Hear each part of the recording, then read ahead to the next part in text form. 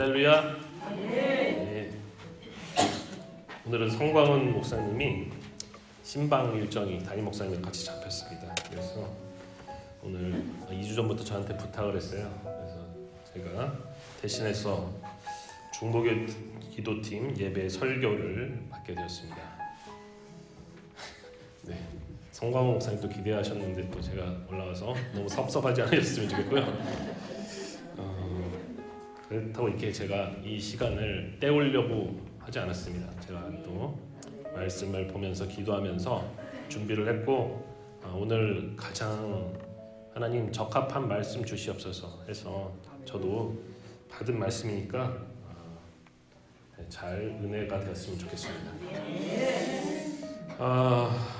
반갑고요. 우리 중보기도팀 여러분, 네, 반갑고 정말 하나님을 사랑하고 또 교회를 사랑하고 서로를 사랑하는 우리 성도님들이 다 여기에 모여 있다. 저는 그렇게 생각합니다. 중보기도팀에 다 모여 있어요.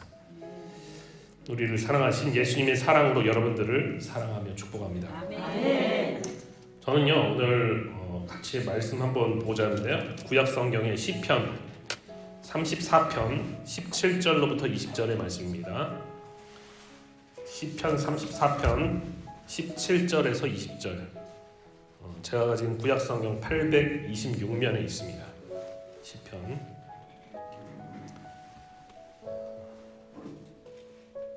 34편 17절에서 20절인데요. 저와 여러분들이 교독하신 후에 20절은 마지막 절은 합독하도록 하겠습니다. 의인이 부르짖음에 여호와께서 들으시고 그들의 모든 환난에서 건지셨도다.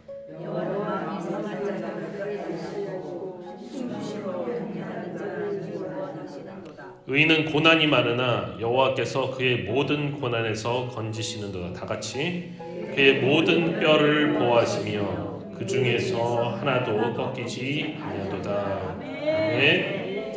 저는 오늘 이 시편 34편의 본문을 가지고요. 마음이 상한 자를 가까이 하시는 하나님, 마음이 상한 자를 가까이 하시는 하나님이라는 제목으로 말씀을 전하도록 하겠습니다. 여러분 시편 34편 제목을 한번 봐주세요. 거기 보면은 표제라고 하는데 같이 한번 읽어볼까요? 시작. 다윗이 아비멜렉 앞에서 미친 채 하다가 쫓겨나서 지은 시. 네. 시는 시인데 미친 채 하다가 쫓겨나서 지은 시다. 네. 아비멜렉은 이제 사무엘상에서는 아기스라고 나옵니다. 아비멜렉은 그냥 애굽의 바로처럼 왕을 칭하는 그런 호칭이었던 것 같아요. 아비멜렉. 멜렉이라는 게 왕이거든요. 아비멜렉. 그래서 아베멜 그 다음 아비멜렉 뭐 그 위에 아비멜렉 뭐 이런 식으로 불렀던 것 같아요. 그런데 사무엘상 21장 10절에서 15절에 보면요. 다윗이 자신을 죽이려는 사울을 피하다 어디로 피하느냐? 결국에는 이스라엘에 머물지 못합니다. 이스라엘의 불구대천의 원수의 나라인 블레셋의 5 도시국가 중 하나인 가드로 피해요. 가드라는 도시가 있었어요. 원래 블레셋은요 해양국가였어요. 해양국가여서 블레셋의 기원에 대한 여러 가지 설이 있는데 성경에 보면 갑돌이라고도 하고 또 신약 성경에서는 그레데라고 합니다. 크레타 섬인데 바울이 사도행전에 보면 로마로 감옥으로 압송되어 갈 때 죄수로서 사도행전 27장에 보면은 중간에 머무는 장소가 나오는데 베닉스, 영어로 피닉스인데 베닉스라고 하는 항구가 나와요. 거기가 그레데 항구예요. 그레데 항구. 그래서 그레데는 요즘으로 하면 크레타 섬인데 이탈리아와 또 이 그리스 반도, 발칸반도죠. 그 반도 밑에 에게해에 있는 그런 섬인데 제주도의 한 3배쯤 된다고 그래요. 그래서 좀 큰 섬입니다. 바울은요 이 그레데 섬에 교회를 세우려고 누구를 보냈냐면 제자 중에서 디도를 보냈어요. 디도. 그래서 이 바울이 이 그레데 사람들에 대해서 평가하는 내용이 있는데 디도서 1장 12절에 보면요. 바울이 이 그레데 출신의 어떤 선지자의 말을 빌려서 이렇게 디도에게 이야기를 해줍니다. 그레데인들은 항상 거짓말쟁이며 악한 짐승이며 배만 위하는 게으름뱅이다 라고 하는데 이 말이 참이다. 이 증언이 참이다. 그래서 그 그레데 사람들에 대한 그런 평판이 좋지 않았던 것 같아요. 과거부터 거의 들어본 것 중에. 그래서 디도한테 뭐라고 하느냐, 그러므로 네가 그들을 어미 꾸짖으라 이렇게 얘기합니다. 그레데 사람들을 어미 꾸짖으라. 거의 최악의 평가예요. 이 정도면. 그죠? 거짓말쟁이, 악한 짐승에 자기 배만 위하는 게으름뱅이. 이게 그 크레타 섬에 있는 사람들의 특징이었던 거예요. 그런데 이 갑돌이라고 하는 그레 출신의 해양 민족이었다는 설이 거의 확실해지고 있는 이 블레셋이라는 나라, 뭔가 출신부터 좀 좋아 보이진 않는 것 같아요. 원래는 가나안 지역, 이스라엘이 있는 가나안 지역에 없었던 민족이에요. 근데 어느 순간서부터인가 정착을 하기 시작합니다. 이쪽으로 정착을 했는데 그 지중해 연안 쪽에 바다 쪽에 자리를 잡았어요. 그 땅이 그쪽 팔레스타인 지역에서는요 제일 좋은 땅이에요. 사실 그래서 비옥하고 좋았어요. 근데 이 블레셋 민족이 우월한 게 하나 있었는데 바로 철기 문화를 가지고 있었습니다. 그 당시가 청동기 마지막쯤 되는데 블레셋은 벌써 철기를 가지고 있었어요. 그래서 병거도 있고 막 다 군사력으로 다 정복을 하는 거예요. 그리고 이 블레셋에게 위협을 당했던 주변 나라 중에 하나가 바로 우리가 잘 알고 있는 이스라엘이었습니다. 이 블레셋이 도시국가라고 할 수가 있는데 특히 이제 5개의 도시가 유명했어요. 어디냐면 가사, 요즘에 가자지구 아시죠? 들어보셨죠? 가자지구. 팔레스타인 해방 피에로 이쪽에 있는 사람들, 그쪽이 가자지구인데 가사라고 하는 곳입니다. 그리고 아스돗과 아스글론과 가드, 에그론, 이 블레셋의 5대 도시가 바로 이렇게 5가지였습니다. 가사, 아스돗, 에스글론, 가드, 에그론. 사사 시대에는요 삼손이라는 사사가 나와서 이 블레셋의 골칫거리가 된 적이 있었는데 블레셋 입장에서는 그 뒤로는 그렇게 크게 이스라엘로부터 위협을 당하지는 않았던 것 같아요. 그런데 잊혀져가고 있던 이 트라우마를 다시 떠올리게 해주는 한 사람이 나타났습니다. 그 이름이 바로 다윗이었어요. 다윗. 블레셋이 자랑하던 가드 사람 아낙 자손인 골리앗을 물맷돌로, 칼도 없이 물맷돌로 때려 눕히고 블레셋을 공포로 몰아넣었던 사람이 바로 다윗이었습니다. 다윗은요 나중에 사울이 자기를 제거하려고 일부러 블레셋 전투에 내보내는데도 다 이겨버렸어요. 그래서 연증연서 가는 곳마다 이기게 하십니다. 하나님이 이기게 하신 거예요. 그냥 다윗에게. 네. 아무리 블레셋이 머리가 좋은 책사들, 방백들을 내세워서 모략을 짜고 어떻게 다윗을 이겨볼까 해도 다윗은요 하나님이 지혜를 주시기 때문에 도저히 이길 수가 없는 거예요. 네. 그러니까 블레셋에게 트라우마 되죠. 그렇죠? 도저히 이길 수가 없으니까. 그래서 이 블레셋의 입장에서는 어떻게 보면 이 억만금을 현상금을 붙여도 시원찮을 그런 다윗을 적국인 그 이스라엘의 왕 사울이 알아서 죽여주겠다고 하니까 얼마나 좋아요, 그죠? 손 안 대고 코를 풀 수가 있잖아요. 손 안 대고 불순종만 계속해서 거듭하는 사울에게 주의 성령이 떠나버리고 악신이 들려가지고 반대로 점점 더 백성들에게 명망이 높아져가는 다윗에게 저걸 죽여야 되겠다. 그래서 창을 던져대고 시도 때도 없이 다윗을 죽이려고 하는 것 아니겠습니까? 여인들이 노래를 불러요. 여인들이 전쟁 갔다 오면은 사울이 죽인 자는 천천히요 다윗은 만만히로다. 사울이 죽인 자는 천천히요 다윗은 만만히로다. 사울이 들었을까요? 못 들었을까요? 네, 들었죠.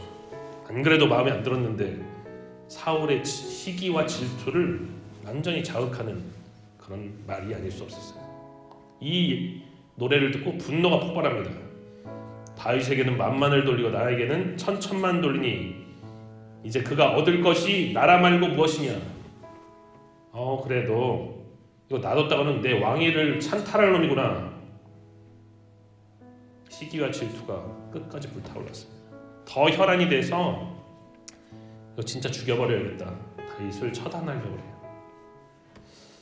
그래서 처음에는 사울의 아들이자 다윗과 절친인 요나단도 설마 우리 아버지가 그러시겠어? 그냥 조금 기분이 안 좋으셔서 그러긴 그런 거겠지 하면서 설마 해 요나단도. 그런데 또 사울이 요나단한테는 또 결코 다윗이 죽지 아니하리라 이렇게 얘기를 했거든요. 약속을 했단 말이에요.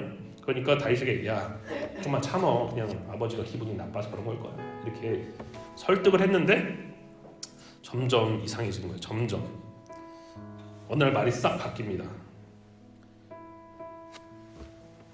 한 번은 사냥터에 나가서 요나단에게 아버지 사울이 이렇게 얘기하는 거예요. 이새의 아들이 땅에 사는 동안은 너와 내 나라가 든든히 서지 못하리라. 그런즉 이제 사람을 보내어 그를 내게로 끌어오라. 요나단아, 이제 네가 왕이 돼야 되는데 다윗이 있으면은 너 평안하지 못해. 쟤는 없어져야 돼. 이렇게 얘기하는 겁니다. 대놓고 죽이겠다는 거예요. 그래서 반신반의하고 설마 하던 그 요나단도 이제 더 이상 아버지를 감당할 자신이 없어요. 그래서 친구한테 가서 이렇게 얘기합니다. 야 다윗아, 이제 도저히 안 되겠다. 응? 너 지금 당장 떠나야 되겠다. 이제 우리 아버지 사울은 아들인 내가 말려도 듣지도 않고 심지어는 나까지도 죽이려고 그러더라. 이렇게 말을 듣고 이제 결국 다윗은 기약도 없는 그런 쫓김의 생활, 광야의 생활을 시작하게 되었습니다. 다윗의 심정을 한번 생각해봤어요. 억울할 것 같아요, 그렇죠? 네, 내가 하나님께 충성한 거 말고 내가 나라를 위해서 한 거, 내 사심을 위해서 한 게 하나도 없는데 왜 하나님은 나를 이런 상황 가운데 몰아넣을까? 억울할 것 같아요. 정말 다윗처럼 마음이 순수한 사람이 어디 있어요? 하나님만 생각하고. 그래서 정말로 내가 여기에 충성을 했는데 이제는 죽음의 위협을 받게 되고 광야에 쫓겨다니는 신세가 됩니다. 광야에 나가면 그래도 좀 안전할 줄 알았어요. 안전할 줄 알았는데 막상 광야에 나오니까 주변에 곳곳이 다 사울 측의 사람들인 거예요. 그냥 그 당시 CCTV가 없지만 인간 CCTV들이 너무 많은 거예요. 옆에, 주변에 다 인간 CCTV들이에요. 옆에 감시자들이 사방팔방에 있습니다. 지금 다윗이 성소에 있습니다. 출동해 주십시오. 오바. 지금 다윗이 엔게디 동굴에 숨었습니다. 출동해 주십시오. 오바. 다 고발이 들어가는 거예요. 다 졸지에 도망자 센세가 되었는데 너무나 처량하고 서럽죠. 너무나 처량하고 서럽죠. 차라리 원래 아버지의 양을 치던 그런 무명의 목동 시절이 좋았지. 이게 정말 왜 하나님은 시골에서 그냥 양치고 잘 살고 있던 나를 이렇게 불러내셔서 이렇게 비참하게 만드십니까? 비참하게 만드십니까? 다윗이 시편 몇 편 쓴 줄 아세요? 몇 개 쓴 줄 아세요? 150편 중에 73개, 거의 절반을 다윗이 쓴 거예요. 그 모든 심정이 다 여기 담겨요. 물론 이거 말고도 있지만 모든 심정이 다 거기 적혀 있는 것입니다. 광야가 어떻습니까? 거기 뭐 난방 잘 됩니까? 에어컨 잘 나옵니까? 낮에는 뜨겁고 밤에는 추운 광야죠. 도망다니면서도 하루에도 수백 번씩 다윗은 그런 생각을 했을지 모릅니다. 차라리 전쟁을 하다가 대적들의 손에 죽었으면 내가 억울하지도 않겠다. 대적들의 손에 죽었으면 억울하지도 않겠다. 그런 생각을 했을 거예요. 같은 나라의 왕이면서 그것도 이제는 장인어른이잖아요. 네. 미갈의 아버지잖아요. 부인의 아버지란 말이에요. 가족에 의해서 가장 처량한 시대가 됐다라는 것입니다. 가장 가까운 사람이 가장 자신을 괴롭히는 사람이 되는 거예요. 그러다가 여기도 갔다가 저기도 갔다가 이제 도망칠 곳이 더 이상 없습니다. 도망칠 곳이. 도망치다 결국 다윗이 선택한 곳이 바로 오늘 본문에 나오는 불구대천의 적국인 블레셋의 가드로 도망치게 되었습니다. 우리 한번 찾아볼까요? 사무엘상 21장 10절에서 15절입니다. 445면에 사무엘상 21장 10절에서 15절.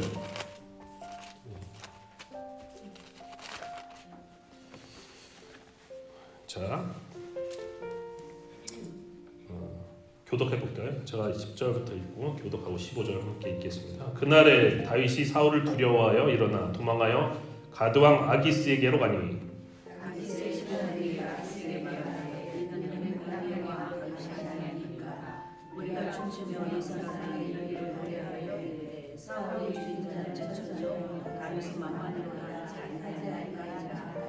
다윗이 이 말을 그의 마음에 두고 가드왕 아기스를 심히 두려워하여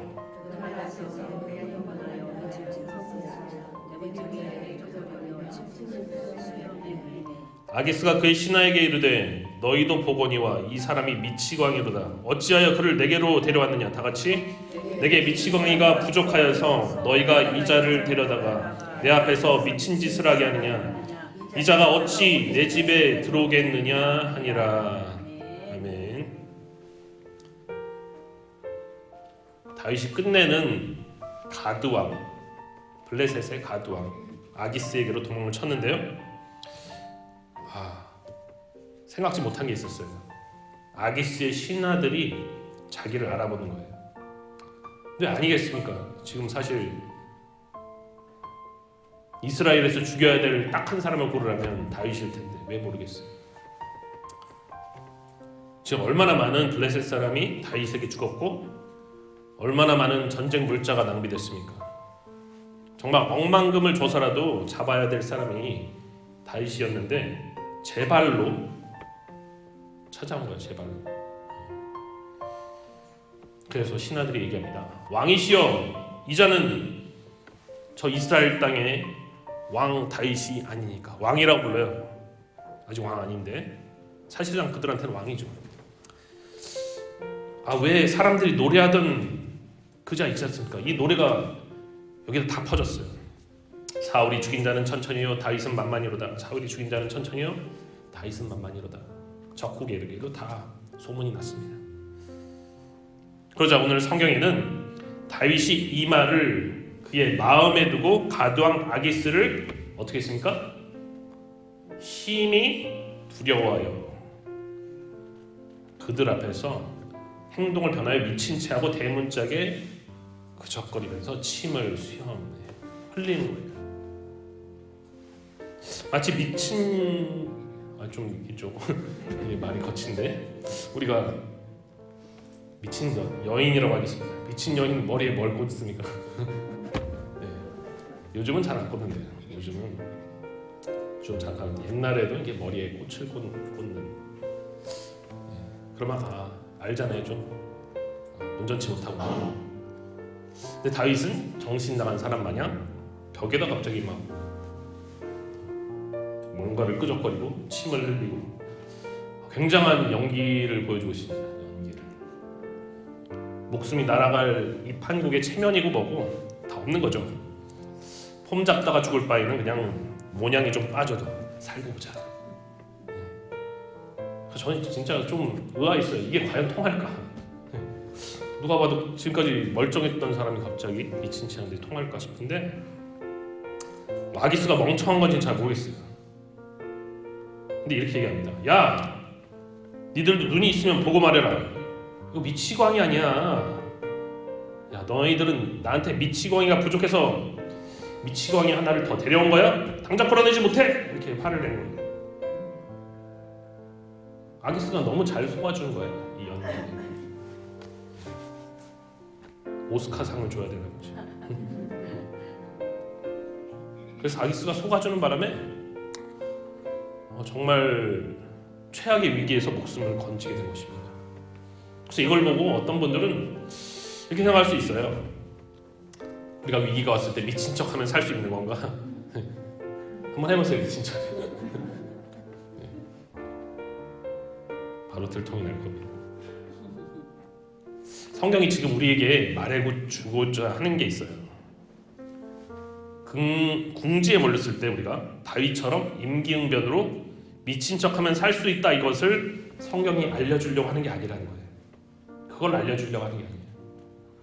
다윗이 생사를 가를 수도 있는 이 중요한 순간에 위기를 넘길 수 있었던 이유는 다윗이 연기를 잘해서가 아닙니다. 아니면 다윗이 진짜로 그런 쌈박한 생각을 해서 뭔가 지혜가 넘쳤기 때문에, 자기 지혜가 넘쳤기 때문이 아니라 하나님의 지혜가 있었기 때문에, 하나님의 지혜. 그걸 어떻게 알 수 있냐면요, 우리 다시 시편으로 넘어. 시편 34편 4절에서 8절에서 제가 읽어드릴게요. 시편 34편 4절에서 8절, 아까 825면입니다. 이렇게 얘기하고 있습니다. 내가 여호와께 간구하매 내게 응답하시고 내 모든 두려움에서 나를 건지셨도다. 그들이 주를 앙망하고 광채를 내었으니 그들의 얼굴은 부끄럽지 아니하리로다. 이 곤고한 자가 부르짖음에 여호와께서 들으시고 그의 모든 환난에서 구원하셨도다. 여호와의 천사가 주를 경외하는 자를 둘러 진치고 그들을 건지시는도다. 너희는 여호와의 선하심을 맛보아 알지어다. 그에게 피하는 자는 복이 있도다. 아멘. 여러분, 위기의 순간에서 다윗은 뭘 했을까요? 그 짧은 순간에 기도했습니다. 내가 여호와께 간구하매, 기도를 한 거예요. 기도를. 그리고 이 곤고한 자가 부르짖음에, 그 얘기 들으면서 그냥 뭐 입으로는 안 했겠죠. 속으로 했겠죠. 부르짖었어요. 하나님 찾고. 그랬더니 미친 척을 하라는 그런 말씀을 받았다고는 안 써있지만 그랬을 것 같아요. 야, 빨리 미친 척 해야겠다, 이런 생각이 들었을 거잖아요. 그죠? 순간적으로 이걸 미리 계획하지 않았을 거예요.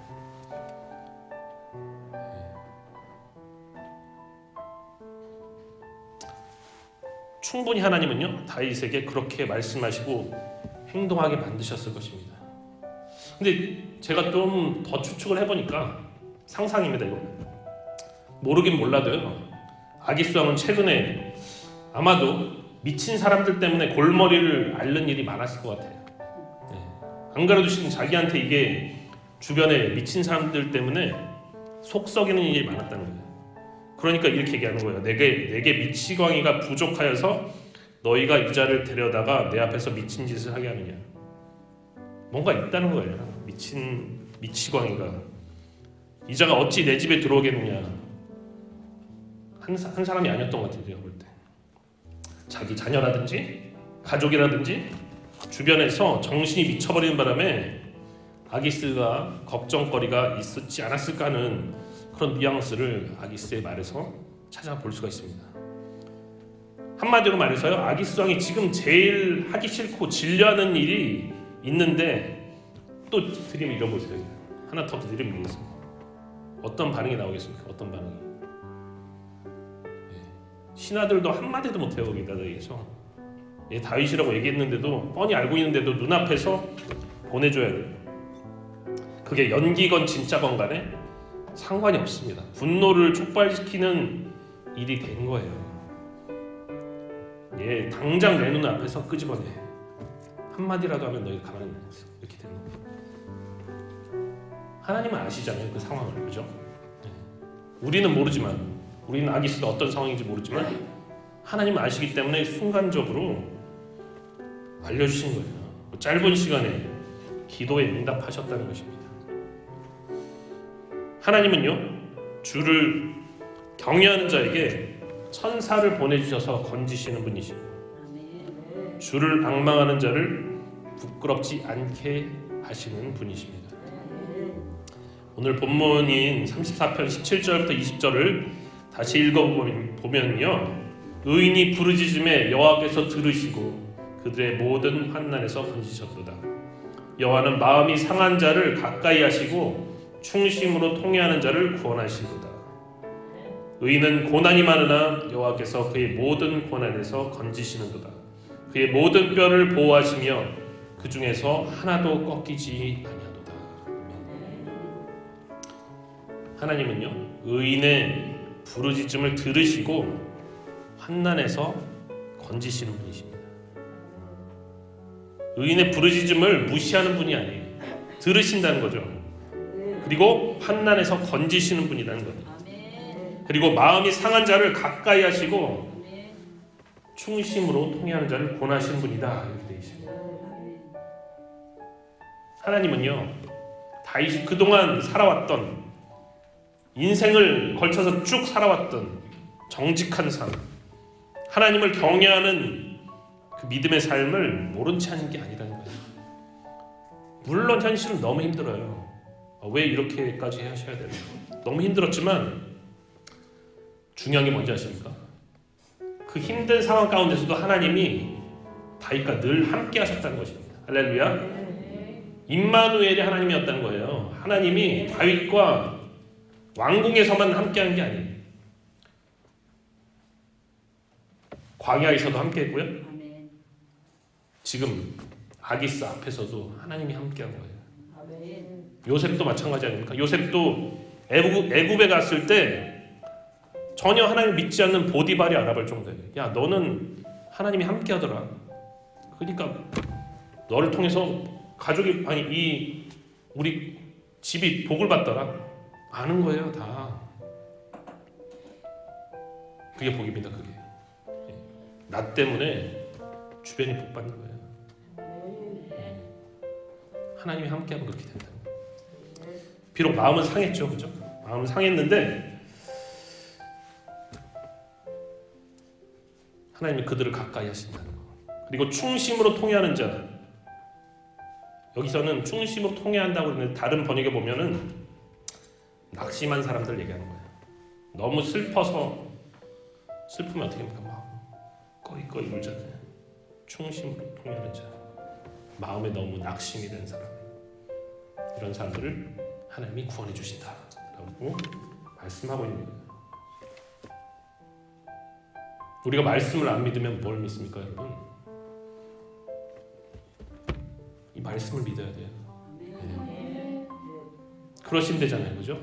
하나님이 19절에서 보면요, 하나님은 의인에게 야, 너 행복할 거야? 전혀 고난 없을 거야. 이 세상 살면서 문제 하나도 없을 거야. 이렇게 보장해 주시지 않는다는 겁니다. 그걸 보장해 주시진 않으세요. 이 세상에 살 때는 그래, 막 문제 있을 거야. 고난 통과해야 될 거야. 광야를 통과해야 되고 다윗처럼 어쩌면 적국 왕 앞에 갈 수도 있어. 고난이 반드시 있다라는 것을 전제를 하고 있습니다. 의인에게 고난을 허락하신다는 거예요, 하나님이. 예수님도 처음에 공생애할 때 뭐부터 했습니까? 광야로 시험 받으러 가시잖아요. 이거 통과해야 된다. 이제 사람으로서 가야 되는데 너 이걸 통과해야 된다. 통과해야 돼. 우리 삶에 문제가 없지 않다는 것입니다. 분명히 문제가 있어요. 그런데 중요한 것은 모든 고난에서 건져주신다는 사실을 우리가 반드시 기억해야 되는 것입니다. 할렐루야. 반드시 건져주신다. 모든 고난에서. 여러분 20절에 뭔가 상관없는 것 같은 말이 나오죠. 그의 모든 뼈를 보호하시며 그 중에서 하나도 꺾이지 아니하도다. 이거 누구에 대한 말씀인가요? 예수님에 대한 말씀이죠. 그렇죠? 성취가 되는데 참된 의인, 사실 인간은 다 실질적으로는 다 죄인이니까 물론 의인으로 칭함을 받겠지만 예수 그리스도의 공로에 의해서 참된 의인이신 예수님은요, 십자가에서 돌아가셨을 때 다른 죄수들처럼 뼈가 꺾이지 않으십니다. 사실 다 죽거나 안 죽거나 다 뼈를 꺾어요. 확인사살이에요, 사실. 그래야지 뼈를 꺾어야 몸이 처지면서 횡격막이 질식해서 확실하게 죽는 거거든요. 예수님도 그랬어야 되는데 성경에 이렇게 나와 있잖아요. 그의 모든 뼈를 보호하시며 의인이기 때문에 하나님께서 이 말씀을 이루시려고 뼈를 꺾지 않게 하셨어요. 그 말씀이 성취가 된 것입니다.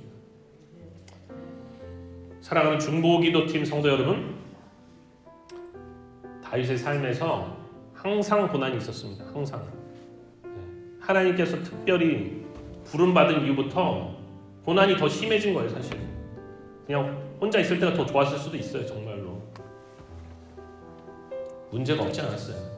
문제는 항상 있었어요.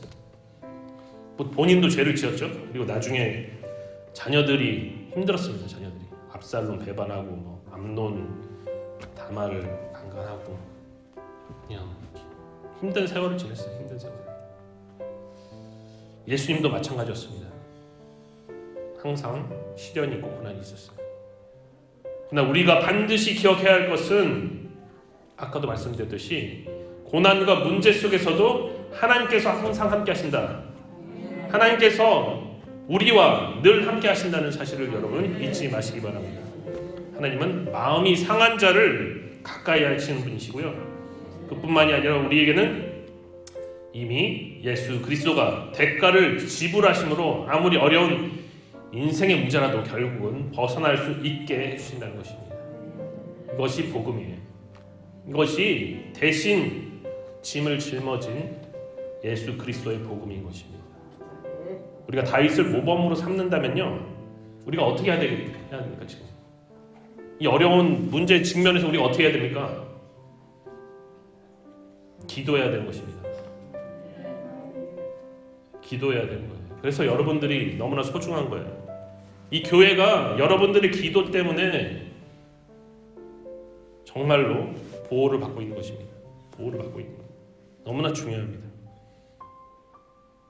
세상이 우리를 시기하고 질투해도 우리는 하나님을 경외하는 자로 오직 예수 그리스도의 보혈의 공로를 힘입어서 하나님께 간구해야 될 것입니다.